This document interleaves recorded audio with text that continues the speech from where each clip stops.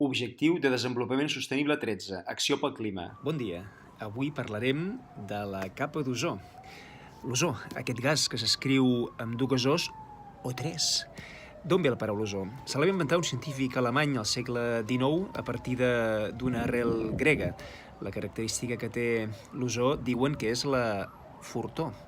Per tant, va agafar una arrel grega que anava per aquí. Com es deia en indoeuropeu? Olorar. Hi havia dues maneres de dir. Hi havia una arrel que era brec, podríem dir-ne frac avui dia, que és la que va donar lloc a fragància, o de fet també en català, flaire.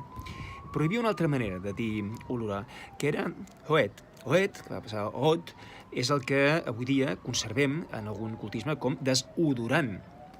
Però què passava? Que aquesta paraula hoet volia dir dues coses. Volia dir olorar i volia dir odiar, la mateixa paraula. Clar, ara imagineu-vos que tenim una conversa... Què fas? T'ensumo. I que l'altra persona entén... Què fas? T'ho diu. Clar, això no podia ser. Per tant, aquest ot es va mantenir amb odi, és la mateixa arrel que conservem nosaltres, però en canvi el sentit d'olorar va canviar. I d'aquest ot va passar a os, per exemple, en grec, i d'aquí tenim anòsmia, que és aquesta afectació que a vegades desitjaríem tenir quan al costat hi ha una persona flatulenta, però que també va donar lloc a ozó. I, en canvi, en llatí no va passar a os, sinó que aquest ot va passar a ol, i d'aquí tenim olor, olorar.